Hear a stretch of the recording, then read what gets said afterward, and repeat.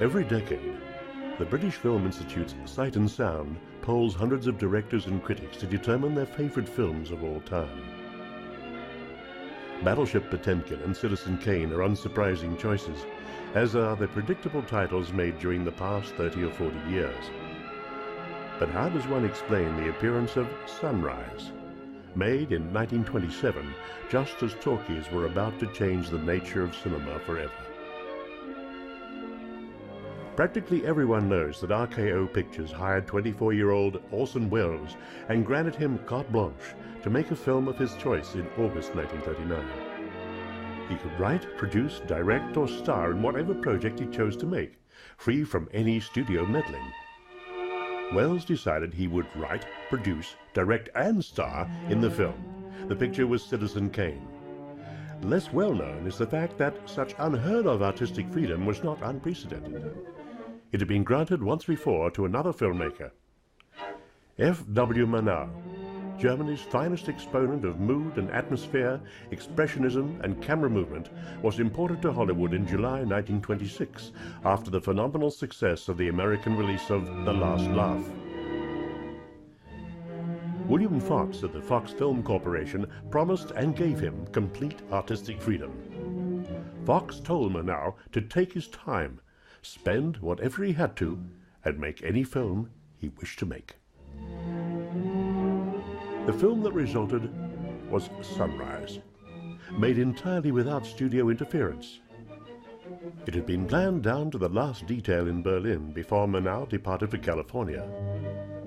The novella on which the film was based, Hermann Studeman's Die Reise nach Tilsit, The Excursion to Tilsit, was German. The script was written in Germany by Karl Mayer, the master of expressionism who had co-authored The Cabinet of Dr. Caligari and wrote Murnau's The Last Laugh.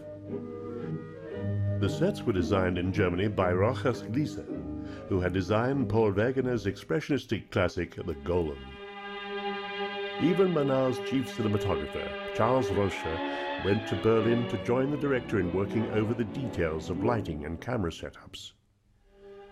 No one saw the picture except Murnau, his two cameramen, and his cutter, until it was delivered to William Fox as a completed work.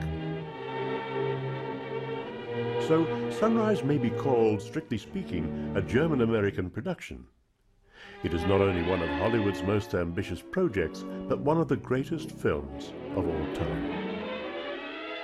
It showed what was possible near the end of the silent era, when doom-laden German expressionism was ingeniously wedded to Hollywood's technology and millions. The silent picture would soon pass into history, but with Sunrise, it reached artistic perfection. 13 days after its premiere, Warner Brothers released The Jazz Singer, the first part-talkie feature film. Sunrise is Murnau's masterwork, more powerful and advanced than either The Last Laugh or Faust.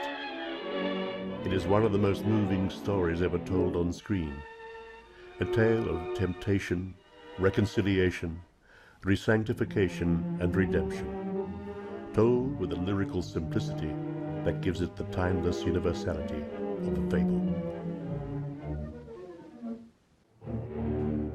As the subtitle of the film puts it, Sunrise is a song of two humans. Its protagonists are identified only as the man, George O'Brien, and the wife, Janet Gaynor. Most of Sunrise takes place outdoors, but as with Faust, it was almost completely filmed indoors, on stages with specially constructed sets and models, where Murnau could control every shadow, every nuance of composition, and all the intricate camera movement. The only set built off the lot was a rural village on the shores of Lake Arrowhead, California. It looks authentically German, but its setting is no place and every place. The other side of the lake, the route to the big city, was shot on the Fox lot.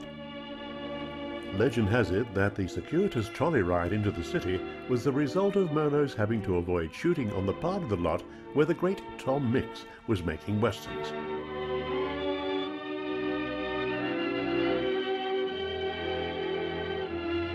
Sunrise premiered in New York at the Times Square Theater on 23rd of September 1927.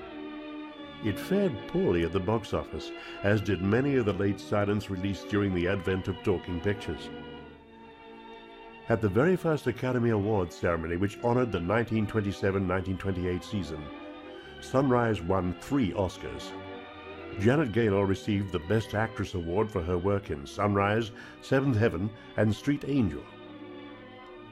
Charles Rocha and Carl Strauss, 2 of Hollywood's most capable cameramen, received the award for Best Cinematography.